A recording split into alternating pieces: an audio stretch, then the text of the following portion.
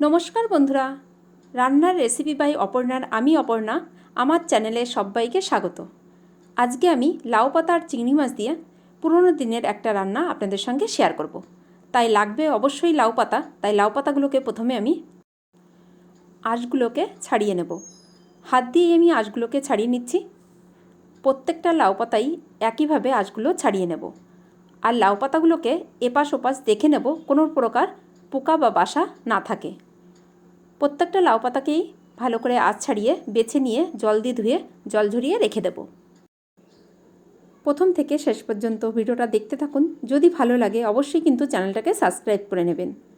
তাই সবার কাছে অনুরোধ রইল প্রথম থেকে শেষ পর্যন্ত ভিডিওটা দেখার জন্য। এই লাউ পাতা আর চিংড়ি মাছের ইউনিক এই রেসিপিটি বাড়িতে যদি একবার তৈরি করেন বারবার রিকোয়েস্ট আসবে আপনার এই রেসিপিটি তৈরি করার জন্য। তাই বলছি প্রথম থেকে শেষ পর্যন্ত ভিডিওটা দেখুন, কোনো রকম স্কিপ না করেই। এখানে চেষ্টা করবেন একটু লাউ পাতাগুলোকে কুচি দেখে নেওয়ার জন্য, তাহলে রান্নাটা আরও বেশি ভালো হবে। লাউ পাতাগুলোকে বেছে নিয়ে জল দিয়ে ধুয়ে প্লেটের মধ্যে রেখে দিলাম।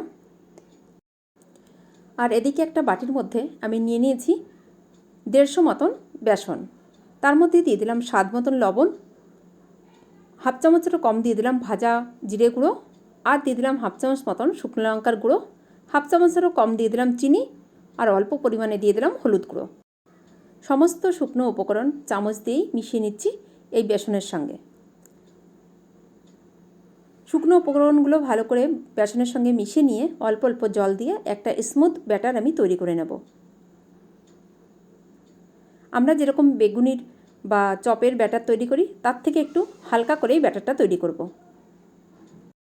একসঙ্গে আমি বেশি জল দিইনি, অল্প অল্প জল দিয়ে ব্যাটারটাকে তৈরি করে নিচ্ছি। একসঙ্গে বেশি জল দিয়ে ব্যাটারটা গোলাতে গেলে তাহলে ভেতরে দানাদার অংশ থাকে, তা না হলে ব্যাটারটা পাতলা হয়ে যাওয়ার সম্ভাবনা থাকে। তাই অল্প অল্প জল দিয়ে ব্যাটারটাকে তৈরি করে সাইডে আমি রেখে দিলাম। এদিকে একটা বাটি নিলাম, এই বাটির মধ্যে দিয়ে দিচ্ছি 2 চামচ মতন কালো সর্ষে। এখানে চাইলে 1 চামচ কালো সর্ষে 1 চামচ সাদা সর্ষেও ব্যবহার করতে পারেন। আমি 2 চামচই কালো সর্ষে নিলাম। আর দিয়ে দিচ্ছি 1 চামচ তিল বীজ বা তিলের দানা, এটাকে খোসা ছাড়িয়ে নিয়েছি। আর নিয়ে নিলাম 1 চামচ মতন পোস্ত দানা। আর দিয়ে দেবো ওর মধ্যে 4টে কাঁচা পাকা লঙ্কা। আর অল্প পরিমাণে লবণ দিয়ে একটা পেস্ট আমি তৈরি করে নেব। এদিকে কিছুটা ছোট বড় চিংড়ি আমি খোসা ছাড়িয়ে জল দিয়ে ধুয়ে রেখে দিয়েছিলাম। সেই চিংড়িগুলোকে একটু কেটে নেব। যে চিংড়িগুলো একটু বড় সাইজের আছে সেগুলোকে আমি কেটে নিচ্ছি, আর ছোটোগুলোকে কিন্তু কাটবো না। আর এখানে যদি একদম ছোট চিংড়ি ব্যবহার করেন তাহলে কিন্তু কোনো রকম কেটে নেওয়ার ঝামেলা থাকবে না। আমি একটু চিংড়ি মাছটার বড় সাইজটা নিয়েছি কিছুটা, আর ছোট সাইজেরও কিছুটা নিয়েছি, তাই বড়গুলোকে কেটে দিচ্ছি। আর অবশ্যই চেষ্টা করবেন চিংড়ি মাছগুলোকে খোসা ছাড়িয়ে নিতে, তাহলে এই রান্নাটার পারফেক্ট টেস্ট আপনারা পাবেন। আর এই ছোটোগুলোকে কাটলাম না, এর মধ্যে দিয়ে দিলাম স্বাদ মতন লবণ, আর অল্প পরিমাণে দিয়ে দিলাম হলুদ গুঁড়ো, সামান্য একটু দিয়ে দিলাম চিনি। আর যে মশলাটা আমি তৈরি করে রেখেছিলাম পোস্ত, তিলবীজ আর সর্ষের দানা দিয়ে কাঁচা লঙ্কা দিয়ে, সেই পেস্টটা দিয়ে দিলাম। এর মধ্যে কোনো রকম জলের ব্যবহার আমি করব না। এইভাবেই হাত দিয়ে ভালো করে মাছের গায়ে মশলাটাকে মাখিয়ে নেব। একটু সময় নিয়ে মাছটাকে মেখে নিচ্ছি। মশলাটা ভালোভাবে মাছের গায়ে লেগে গেলে এর মধ্যে আমি দিয়ে দেব অল্প পরিমাণে সর্ষের তেল, ওই ধরেন 2 চামচ মতন। অবশ্যই কিন্তু এই রান্নাটাই সর্ষের তেল ব্যবহার করবেন, তাহলে কিন্তু এর টেস্টটা ফুলফিলভাবে আপনারা উপভোগ করতে পারবেন।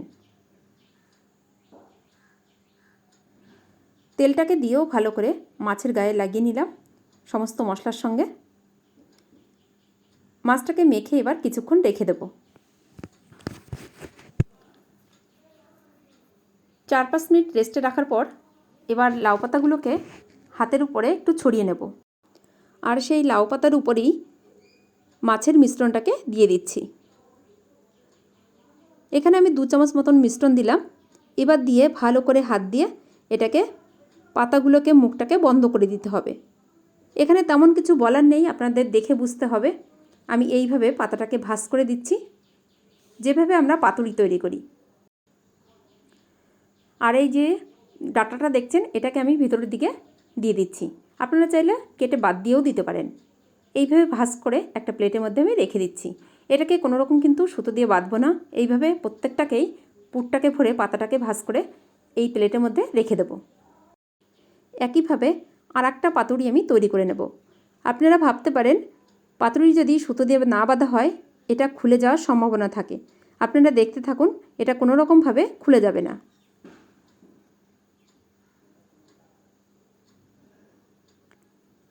আমি ডাটাটাকে রেখে দিচ্ছি, আপনারা চাইলে অবশ্যই ডাটাটাকে বাদ দিয়ে দিতে পারেন। এটাকে একটু অন্যরকমভাবে ভাঁজ দিলাম, আপনাদের যেভাবে সুবিধা হয় আপনারা সেইভাবে পাতুরিগুলোকে মুড়ে নিতে পারেন। একইভাবে পাতার মধ্যে চিংড়ি মাছগুলোকে ভরে পাতুরিগুলোকে তৈরি করে নিলাম। এদিকে একটা ফ্রাই প্যানে তেল গরম হতে বসিয়ে দিয়েছিলাম। এবার তেলটাকে গরম করে নিয়ে ভালোভাবে বেসনের ব্যাটারে পাতুরিগুলোকে ডিপ করে এই গরম তেলে ছেড়ে দেব। তাহলে খুলে যাওয়ার সম্ভাবনা একদমই থাকবে না। তার জন্য আগেই বলছিলাম যে পাতুরিগুলোকে সুতো দিয়ে বাঁধার কোনো দরকার হবে না। এইভাবে উল্টে পাল্টে ব্রাউন করে ভেজে নিতে হবে। ভাজার সময় তেলটাকে ভালো করে গরম করে নিয়ে ওভেনের ফ্লেমটাকে একদম কমিয়ে নিয়ে তারপরে পাতুরিগুলোকে ভাজতে হবে। হাই ফ্লেমে কখনোই কিন্তু ভাজা যাবে না, যেহেতু পুরটাকে কিন্তু কাঁচা অবস্থায় ব্যবহার করেছি।